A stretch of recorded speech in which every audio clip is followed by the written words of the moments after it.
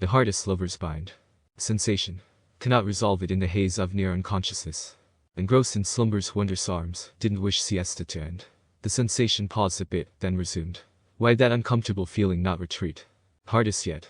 Wanted to utter out, alas consciousness hadn't taken hold. Couldn't process, rather begin thinking of processing, when a fresh awareness. Burning nose stinging. Consciousness finally drops like worse hangover. Eyes snap awake. To darkness but faint light illuminates all.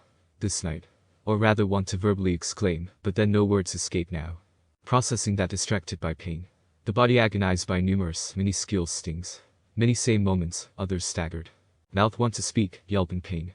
Muffled through gagged orifice. What in hell? Screams from the soul. A muffled ow. The kick to back of the lower leg. There's company, unable to see anyone oddly in front. Their register of presence definitely. Could feel them. Their natural inclination is to move. Writhing, fidgeting as they will, are fixed in place. Sensors in the body transmit to the brain to process are secured fast by rope, and that presence is the person tied back to back with. Could hear their muffled cry, both their mouths gag. Terror, panic, stress and latter's cold sweat wrapped in a single mass. Rapidly supplanting the bleariness. Initial sensation the guy felt were kicks delivered to waken him. Their partner's muffled communication all the more acute. The stings continued to hurt. He applied strength to roll both bodies a few times. An onerous task. Just as well.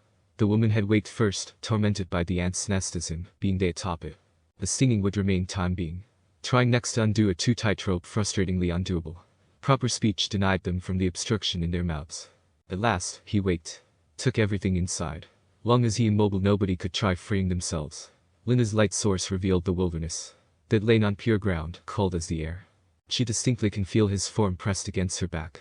The man, Pictares, heard muffling of hers. He need not guess she wanted the rope undone. The ambient creature noises picked up amidst their pang. His brain too slow for Cisnera, he felt back of her skull impact back of hers. A reverse type of headbutt. Wanted his attention. The duo lay on their sides. No means to offer ideas normally, followed Cisnera's lead to rise to her feet. Awkwardly shifted their bodies, bending and straightening 4 feet, hands less handy. And stand they did with effort. No time wasting, Pictares felt her body fidgeting to undo the bonds. Freeing their sore mouths could not happen till their arms well could rise to reach them. Upright no more helpful than laying down. Cisnera felt her hope dashed. Pictares elects to start walking. Any direction. Expecting compliance, unable to express shock, she muffles in protest and holds her position. Next began walking the opposite way. Both walking their own direction. Well tried. The rope kept them same spot. One way to forget ant stings. He gave in and let her take lead. She walking forward, Pictares walking backward and clumsily at that. Feet bare touched the ground. Briefest respite when a foot lifted off terra firma, only to feel any dirt or protruding stone making the down motion.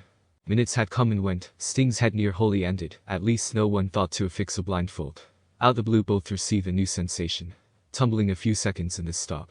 The little hell left minor bruising and bleeding in pain. Happens if near sightless in the dark. Wanted to set free a scream alas beyond either's power.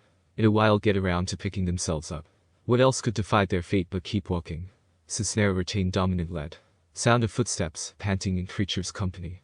The fall made a cut in part the rope's thickness. Surely a rock's edge. Fortune in hardship. The cut barely discernible in moonlight.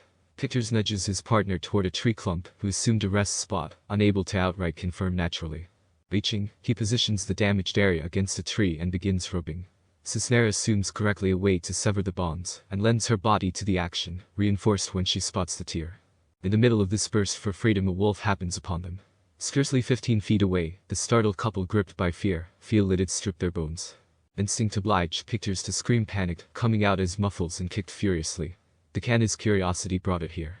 Disappeared into the darkness. Desperate, the couple continue with the tree a good while longer, expanding the tear. Desire to live paid off. The rope fell to the ground with a final fidget. Mouth gag quickly follows. The mouth soreness would take time to make its departure. They turn and face the other. Speak of what caused their plight were cheating lovers and paid for their attraction, accused of in someone's eyes, delictum, dipped in cruelty, bound how they woke up, drugged to unconsciousness and dumped in the wild.